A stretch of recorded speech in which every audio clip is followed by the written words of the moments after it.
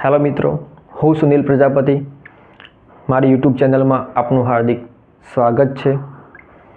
આજના વિડીયોમાં આપણે વર્ગ વિશે શીખવાનું છે. તો વર્ગની શોર્ટ ટ્રીક શીખવાની છે મિત્રો. તો વર્ગ કરવા માટે મિત્રો આપણે જે સંખ્યાનો વર્ગ કરવો છે એ સંખ્યાને એ જ સંખ્યા વડે ગુણતા હતા, જેથી આપણને વર્ગ મળતો હતો. તો મિત્રો અહીંયા આપણે શોર્ટ ટ્રીકથી વર્ગ શીખવા માટે 1 થી 10ના વર્ગ આવડવા જરૂરી છે.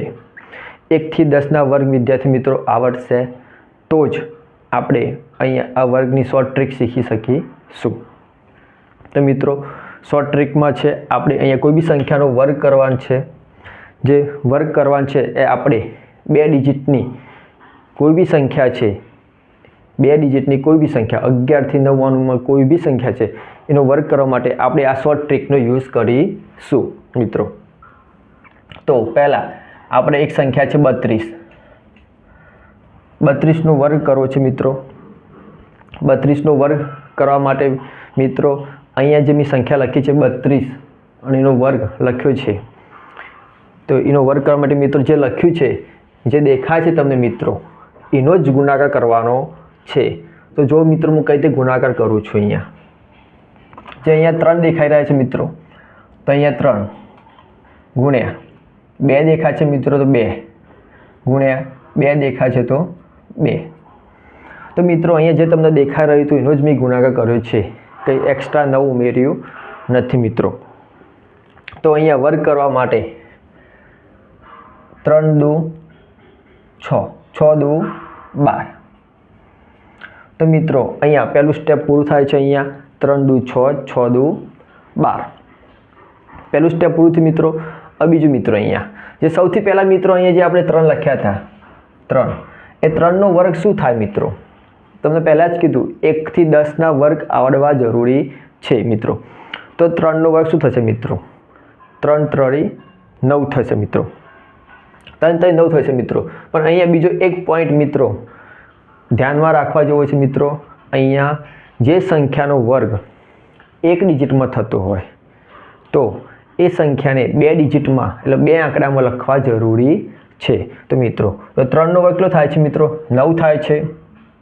તો 0 9 લખીશું મિત્રો અહીંયા આપણે. ચલો મિત્રો હવે આગળ કેટલા છે? હવે 2 છે મિત્રો, 2. તો 2નો વર્ગ શું થાય મિત્રો? 4 થાય છે મિત્રો. તો 4 થાય છે તો 2 ડિજિટમાં મિત્રો લખવા જરૂરી છે. તો 0 4 મિત્રો લખ્યા પછી મિત્રો સૌથી પહેલા સ્ટેપમાં આપણે અહીંયા 3 દુ 6, 6 દુ 12 જે 12 લાવ્યા હતા મિત્રો, એનું શું કરીશું અહીંયા? તો ધ્યાન રાખજો મિત્રો. અહીંયા બહુ ધ્યાન રાખવા જેવું છે મિત્રો. લાસ્ટમાં જે છેલ્લો અંક છે, એકમનો અંક, એ છોડીને છેલ્લો એકમનો અંક છોડીને મિત્રો જે અહીંયા 12 લખ્યા હતા એ 12 આપણે અહીંયા લાવવાના છે. એક અંક છોડી દેવાનો છે મિત્રો. અહીંયા આપણે એક અંક છોડી દેવાનો છે. તો એક અંક છોડીને લખીએ છીએ. હવે આનો શું કરીશું આપણે મિત્રો? સરવાળો કરીશું. ચલો તો 4 2 9 ને 1 મિત્રો 10. તો મિત્રો અહીંયા જે 1024 આપણને મળ્યા છે એ શું છે? આપણે 32નો વર્ગ છે મિત્રો. 1024 મળ્યા એ શું છે મિત્રો? આપણે 32નો વર્ગ છે. એ જ રીતે મિત્રો આપણે બીજા અંક લઈશું. 45નો વર્ગ કરવાનો છે મિત્રો. અહીંયા તો સેમ પદ્ધતિ છે મિત્રો, કંઈ જ અલગ નથી. જે તમને દેખાય છે એ જ લખવાનું છે મિત્રો. અહીંયા તો 4 તો 4 ગુણ્યા 5 તો 5 ગુણ્યા 2 દેખાય છે તો 2 મિત્રો. તો અહીંયા મિત્રો જે તમને દેખાય છે એનો જ આપણે અહીંયા ગુણાકાર કરીએ છીએ. તો 4 પંચ્યા 20, 20 દુ 40. ચલો મિત્રો અહીંયા આપણે એક સ્ટેપ આપણું પૂરું થઈ ગયું છે. હવે આગળ લઈશું. હવે આગળ શું છે મિત્રો? તો 4. તો સૌથી પહેલાં શું કરતા હતા? અહીંયા જે 4 છે મિત્રો, એ 4નો વર્ગ શું થાય છે મિત્રો?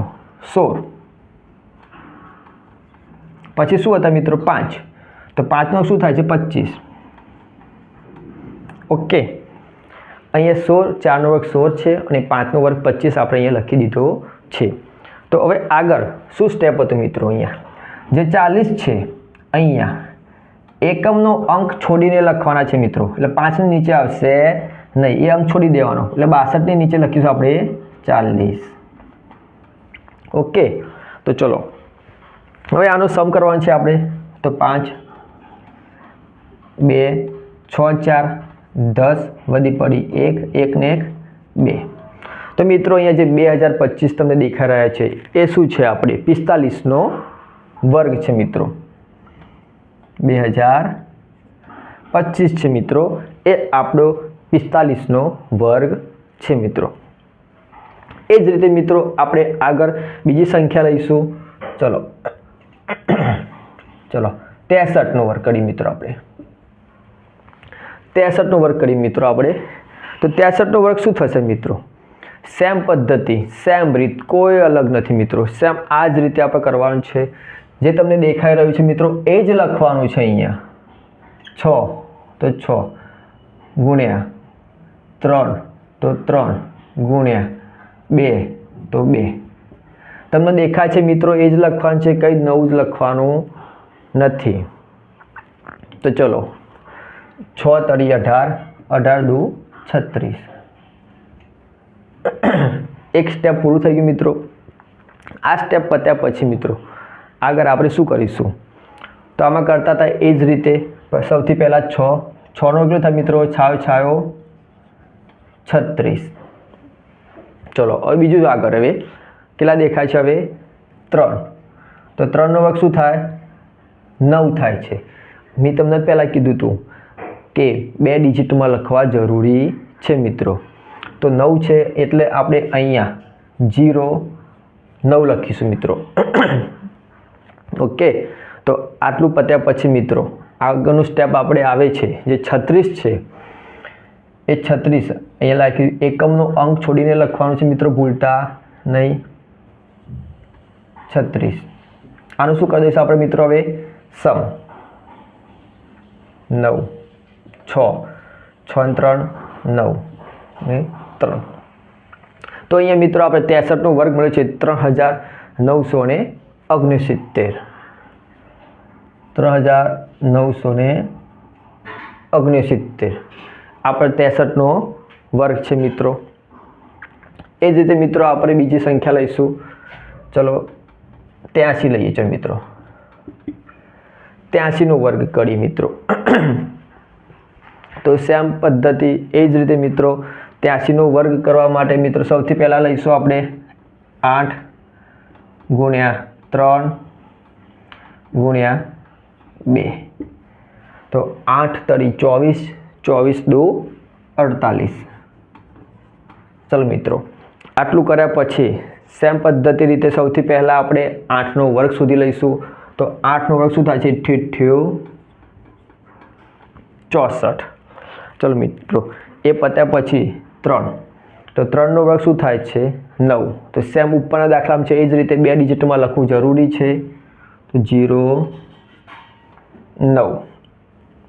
ચલો તો 48 છે. શું કરીશું મિત્રો? અહીંયા એક અંક છોડીને લખવાનું છે 48. એનો સમ કરી દઈશું મિત્રો. 9 8 4 ને 4 8 અને 6. તો અહીંયા આપણે 83નો વર્ગ મળ્યો છે મિત્રો 6889. 6889 મિત્રો છે જે આપણે 83નો વર્ગ મળ્યો છે મિત્રો. તો સેમ મિત્રો તમે જોઈ શકો છો અહીંયા 4 દાખલા અહીંયા આપણે ગણ્યા છે, જેના વર્ગ આપણે કર્યા છે.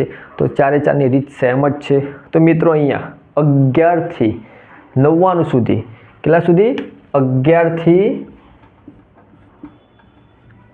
99 સુધીના તમે વર્ગ આ જ રીતથી કરી શકો છો મિત્રો.